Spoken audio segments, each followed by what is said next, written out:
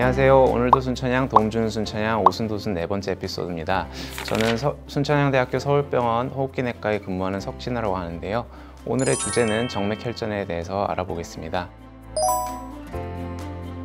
정맥혈전이란 정맥이 생기는 피떡이라고 보면 되는데, 이와 관련해 갖고 환자분들께 정맥혈전이란 무엇인지, 그리고 환자들이 꼭 알아야 할 것은 무엇인지에 대해서 자세하게 알려주실 분을 모셨습니다. 바로 순천향대학교 서울병원 혈전 클리닉을 운영하고 계시는 호흡기내과 김한기 교수님입니다. 안녕하세요, 교수님. 네, 안녕하세요. 소속은 호흡기내과인데 좀 독특한 혈전을 하고 있습니다. 2010년에 혈전 클리닉을 설립을 했고요. 현재 15년째 자신의 운영을 하고 있습니다. 환자분들한테 조금이라도 더 현실적으로 도움을 줄 수 있는 클리닉이 되도록 노력하고 있습니다. 오늘 준비한 첫 주제는 과연 정맥혈전이란 무엇인가에 대해서입니다. 제가 순천향대학교 서울병원 혈전 클리닉에 방문한 환자라고 가정을 하고 교수님께 질문을 드리는 시간을 가져보도록 하겠습니다. 네, 교수님 첫 번째 질문입니다. 정맥혈전이란 도대체 뭘까요? 그리고 제가 어떻게 했길래 혈전이 생기는 건지 궁금합니다. 네, 그 정맥에 생기는 피떡을 보통 혈전이라고 하고요. 혈전이 생기는 가장 큰 기전 세 가지를 보면 피가 잘 굳는 상태입니다. 그게 어떤 상황이 되면 피가 잘 굳게 되는 상황이 옵니다. 그런 경우 사실은 피떡이 생기고, 두 번째는 혈류 흐름이 떨어지면 사실은 피떡이 잘 생깁니다. 잘 안 움직이거나 가만히만 계시면 사실 혈류 흐름이 떨어지는 게 맞거든요. 세 번째는 혈관 손상인데요. 혈관 손상은 꼭 혈관이 잘라지는 것만을 얘기하는 건 아닙니다. 혈관 내부가 손상을 받아도 혈관 손상이라고 봅니다. 이 세 가지를 기억하시면 됩니다. 그럼 혈전이 혈관 안에 피떡이 차는 거라면 심근경색이나 뇌졸중 같은 것도 심장이나 뇌에 있는 혈관이 막히는 거라고 들었는데, 그럼 심장이랑 뇌도 호흡기내과에서 보시는 건가요? 그렇지는 않습니다. 실제로는 혈전 클리닉을 어떻게 만드느냐에 따라 다르겠지만 혈전 클리닉에서 같이 도움 주시는 선생님들이 있습니다. 신경과 선생님도 도움을 주고 계시고 심장내과 선생님도 다 도움을 주고 계셔서 실제로는 각자의 전문가들이 있고, 저는 주로 정맥혈전을 주로 관리를 해드리고 있습니다. 혈전이 있으면 그럼 어떤 증상이 생길까요? 저는 숨이 차서 하는데 혹시 다른 증상들도 있는지 궁금합니다. 네, 일단은 앞서 설명하기 전에 동맥하고 정맥의 혈전이 사실은 증상이 비슷할 수 있지만 조금 다른 거 간단하게 설명을 먼저 하고 넘어가겠습니다. 동맥은 주로 사실은 콜레스테롤이나 동맥경화 같은 병들이 생겨서 사실은 혈전이 생기는 질환이고, 똑같이 호흡곤란을 호소할 수는 있습니다.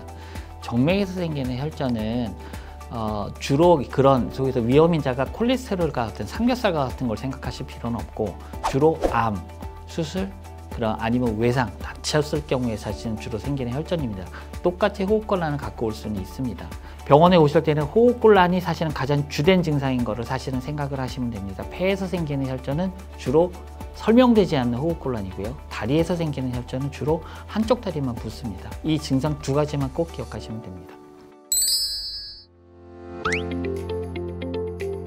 기침하면 숨이 찬데 기침을 안 할 때는 또 괜찮아요? 네, 이거는 혈전을 생각하게 하는 진짜 호흡곤란이랑은 관계가 없습니다. 호흡곤란 환자들은 대부분이 기침과 관계가 없이 호흡곤란이 발생을 합니다. 기침과 관계돼서 나타나는 호흡곤란은 사실은 혈전이 진짜 호흡곤란이라고 생각되지는 않습니다. 그래서 이건 X입니다. 가만히 있을 때는 숨이 차지 않은데 바쁘게 움직이면 숨이 찹니다. 네, 이거는 O고요. 이런 걸 운동시 호흡곤란이라고 합니다. 산소 소모량이 올라가면 실제로는 우리가 호흡곤란을 느끼는, 이거는 진짜 호흡곤란을 호소하는 사람들의 얘기입니다. 여러분들이 갖고 있는 증상과 한번 맞춰 보시면 될 것 같습니다. 처음 산에 오를 때는 숨이 찬데 오르다 보면 괜찮아져요? 이것도 굉장히 많이 질문하는 건데요. 일반적으로는 X입니다. 운동을 잘 하지 않았을 경우에 처음 올라갈 때가 등산할 때 가장 힘듭니다. 하지만 오히려 고도가 더 높아졌을 때 호흡곤란이 더 편해진다면 우리가 일반적으로 느끼는 호흡곤란의 증상은 아닙니다. 그래서 이건 X고, 아마도 운동을 조금 더 꾸준히 해보면 이 증상은 호전될 거라고 생각합니다. 무거운 걸 들 때는 숨이 차지만 안 들 때는 괜찮습니다. 네, 이거는 O입니다.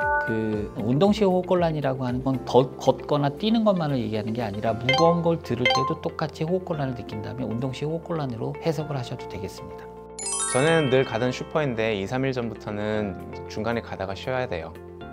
네, 요거는 설명되지 않는 호흡곤란을 평가하는 방법으로 제가 환자분들한테 가장 많이 설명을 해주는 겁니다. 내가 익숙한 공간에 똑같이 갔었는데 전과 다름을 일단 느끼시는 게 가장 중요한 방법이어서 평가하는 건 가장 익숙한 장소를 선택해서 비교를 해보면 이게 설명되지 않는 호흡곤란인 걸 아시게 될 겁니다. 최근에 가래가 많아지더니 숨이 찬 것 같아요.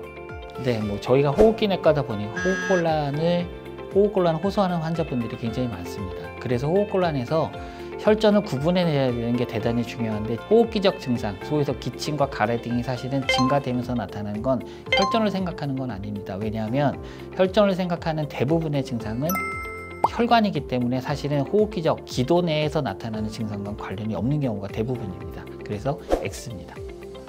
감기가 걸리고 나서 양쪽 다리가 붓더니 숨이 차요. 여기서 핵심은 양쪽 다리가 붓는 겁니다. 보통은 혈전이 생길 때 양쪽으로 생기는 거에 확률적으로 너무 낮기 때문에 보통은 한쪽 다리만 사실은 붓는 경우로 대부분 생각합니다. 감기 걸린 후에 양쪽 다리가 붓는 거는 심부전증과 같은 심장이나 콩팥 질환과 같은 전신 질환에 의해서 나타나는 걸 먼저 생각하시는 게 맞겠습니다.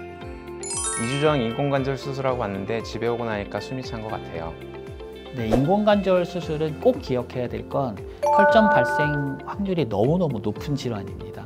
어떤 연구에서는 거의 200배에 가깝다는 사실의 논문도 있긴 하지만 실제로 분명한 건 반드시 예방을 하려고 하는 그런 수술법입니다. 만약에 수술을 했는데 병원에 있을 땐 잘 몰랐지만 집에 가서 숨이 차다면 제일 먼저 생각해야 될 게 혈전입니다. 최근에 점점 숨이 더 차서 병원에서 엑스레이랑 폐 기능 검사를 했는데 정상이라고 합니다. 이게 가능성이 있다는 겁니다. 그게 설명되지 않는 호흡곤란인데요.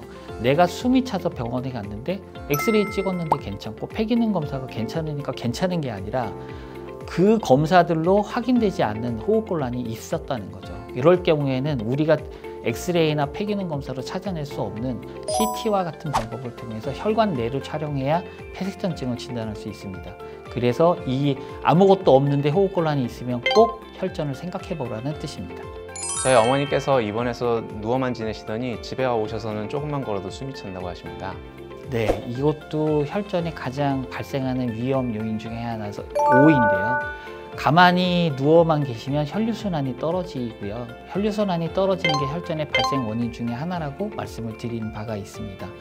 누워만 계시면 혈류순환이 떨어지고 실제로는 병원 내에서 입원해 있던 병력이 혈전을 발생시키는 가장 중요한 인자가 되고 그게 집에 와서 처음 증상이 생기면 이걸 이상하다고 생각하고 꼭 병원에 오셔야 됩니다.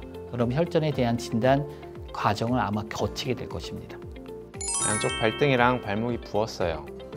아까 말씀드린 것처럼 양쪽이 부으면 일단 혈전을 먼저 생각하지는 않습니다. 첫 번째로 꼭 관찰해야 될 게 다리가 동시에 부었다 그럼 혈전은 아닐 거라고 생각을 하셔도 됩니다. 다만 한쪽이 먼저 부었다가 뒤에 가서 양쪽이 부은 거로 판단이 되면 양쪽에 혈전이 생길 수는 있지만 여러분들이 기억해야 될 건 혈전은 한쪽이라고만 기억하시면 되겠습니다.